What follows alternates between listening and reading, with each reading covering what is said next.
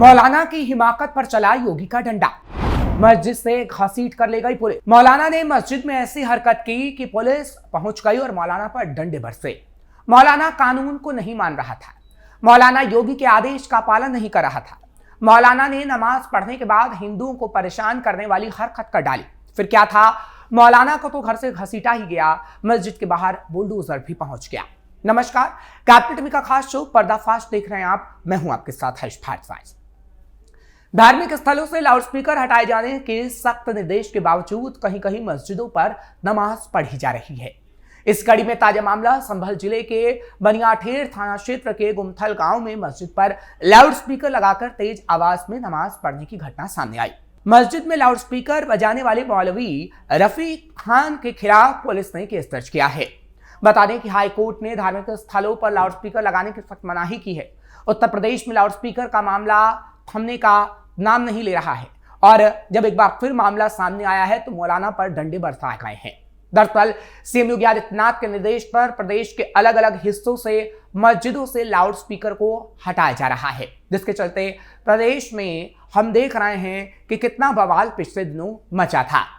लेकिन कार्रवाई तो होगी क्योंकि लाउडस्पीकर बजाने पर मनाही है। इस बीच कई क्षेत्रों में धर्मस्थलों से अवैध लाउडस्पीकर को लेकर कार्रवाई की जा रही है। पीलीभीत, आगरा, संभल समेत कई शहरों में पिछले दिनों बड़ी कार्रवाई की गई थी।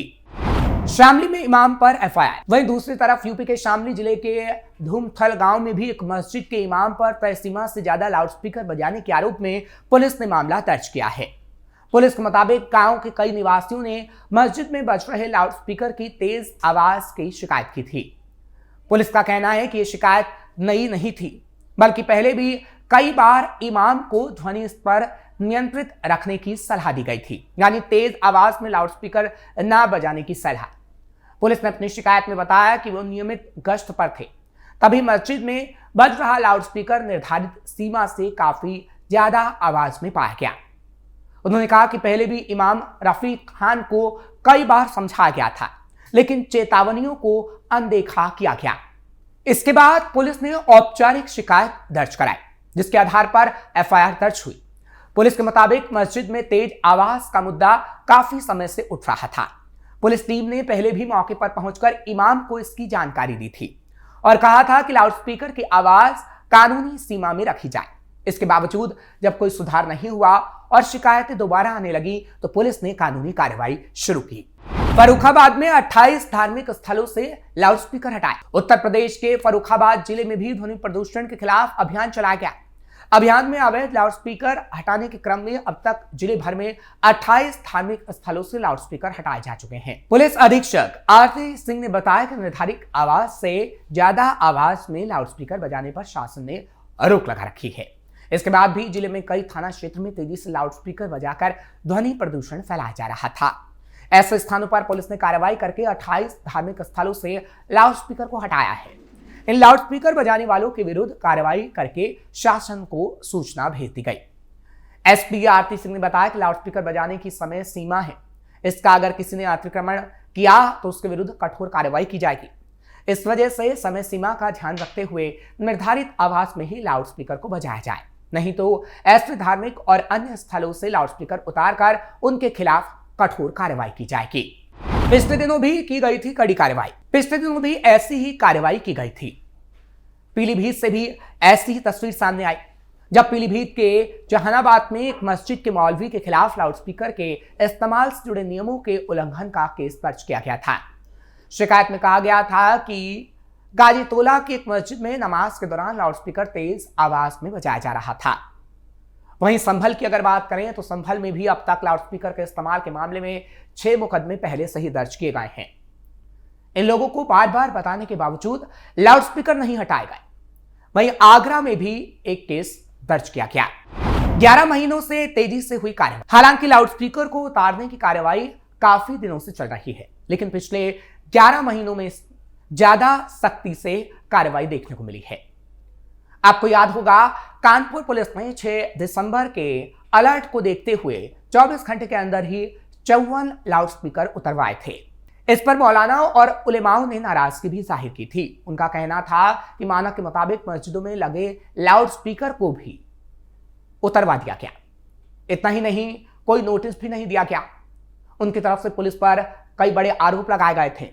मौलवियों ने कहा था कि हम इसका इस्तेमाल मानक के अनुसार ही करते हैं, इसके बावजूद हम पर कार्रवाई की गई। हालांकि पुलिस की तरफ से कहा गया था कि वो काफी तेज लाउडस्पीकर बजा रहे थे और इसके बाद ही लाउडस्पीकर को उतारा गया था। हालांकि इस मामले ने तूल भी पकड़ा था। 133 लाउडस्पीकर उतरवा दिया, मौलाना ने खुद उतारा। वहीं पीलीभीत में भी पुलिस ने लाउडस्पीकर उतरवाने का अभियान चलाया था, जिसके तहत 133 धार्मिक स्थलों पर लगे तेज आवाज वाले लाउडस्पीकरों पर एक्शन लिया गया था। पुलिस की तरफ से एक वीडियो भी जारी किया गया था, जिसमें मौलाना खुद ही सिस्टम उतारते हुए नजर आए थे। अलग अलग धार्मिक स्थलों पर भविष्य में नियमों को मानने के लिए भी कहा गया था, जिसका पालन पुलिस आज तक करवा रही है और कई जगह बड़ी कार्रवाई हो रही है। 13 सिस्टम उतरवाए, 40 को साउंड नियंत्रित करवाए। गोरखपुर में भी धार्मिक और सार्वजनिक स्थलों से लाउडस्पीकर और ध्वनि विस्तार हटाने के लिए विशेष अभियान चलाया गया। डीएम कृष्णा करुणेश और एसएसपी डॉक्टर गौरव ग्रोवर की अगुवाई में यह अभियान चलाया गया था। पिछले दिनों अधिकारियों ने कई जिलों का दौरा किया था और धार्मिक और सार्वजनिक स्थलों पर से लगे अवैध लाउडस्पीकरों की जांच की थी, जिसके बाद वहां से उसे हटाया गया था। लखनऊ में 45 लाउडस्पीकर की साउंड नियंत्रित करवाई। वहीं इस टीम के आदेश के बाद शहर के अलग अलग हिस्सों के धार्मिक स्थलों पर अभियान चलाया गया था। पुलिस ने बताया था कि लखनऊ में भी ऐसी कार्रवाई की गई जब 45 लाउडस्पीकर के साउंड मानक से ज्यादा मिले। 10 धार्मिक स्थल से ऐसे लाउडस्पीकर को हटाया गया। इस दौरान लोगों से साउंड सिस्टम को लेकर सहयोग करने की भी अपील की गई थी। हालांकि पुलिस आज तक सहयोग करने की बात कह रही है। क्यों बैन हुआ लाउडस्पीकर? आपको बता दें, ध्वनि प्रदूषण को नियंत्रित करने के लिए योगी सरकार ने धार्मिक स्थलों पर लाउडस्पीकर बैन किया है, जिसके चलते पहले ही गाइडलाइंस को जारी किया गया था, जिसमें साफ साफ आदेश दिया गया था कि अगर कहीं भी लाउडस्पीकर का इस्तेमाल हुआ तो कार्रवाई की जाएगी। ऐसे में पुलिस ने चेतावनी दी है कि अगर कोई दोबारा अवैध रूप से लाउडस्पीकर लगाता है तो उसके खिलाफ कड़ी कार्रवाई होगी। वहीं साल 2000 में सुप्रीम कोर्ट ने देश भर के लिए लाउडस्पीकर की अधिकतम ध्वनि सीमा तय की थी, जिसके बारे में हम आपको आगे चल के विस्तार से भी बताएंगे कि किस तरीके से सुप्रीम कोर्ट ने मानकों को तय किया था। चाहे फिर वाणिज्यिक या फिर औद्योगिक क्षेत्र हो, अलग अलग मानक तय किए गए थे और रात 10 बजे से सुबह 6 बजे तक लाउडस्पीकर के इस्तेमाल पर रोक लगाई गई थी। नियम के मुताबिक लाउडस्पीकर लगाने के लिए लिखित अनुमति भी लेना अनिवार्य किया गया था और कई स्रोतों से उत्पन्न ध्वनि का कुल स्तर भी नियमानुसार होना चाहिए, ऐसी बात कही गई थी। 2005 में ध्वनि प्रदूषण को लेकर भड़का था सुप्रीम कोर्ट। हालांकि सुप्रीम कोर्ट 18 जुलाई 2005 को ध्वनि प्रदूषण पर अहम फैसला सुनाता है और कहता है कि देश के हर व्यक्ति को शांति से रहने का अधिकार है, जो उसके जीवन के मौलिक अधिकार का हिस्सा है। कोर्ट ने उस समय साफ किया था कि लाउडस्पीकर या तेज आवाज में अपनी बात कहना भले ही अभिव्यक्ति की आजादी के अधिकार के अंतर्गत आता हो, लेकिन ये किसी के जीवन के अधिकार के रूप में नहीं आता और ये उससे ऊपर नहीं है। लाउडस्पीकर पर सुप्रीम कोर्ट का आदेश। जैसा कि हमने आपको बताया, सुप्रीम कोर्ट किसी भी सार्वजनिक स्थल पर रात 10 बजे से सुबह 6 बजे तक शोर करने वाले उपकरणों पर पाबंदी लगाता है। तत्कालीन चीफ जस्टिस आरसी लाहोटी और जस्टिस अशोक भान की खंडपीठ ने यह आदेश दिया था। कोर्ट ने साफ किया था कि किसी को भी शोर मचाकर पड़ोसी और अन्य लोगों के लिए परेशानी पैदा करने का कोई अधिकार नहीं है।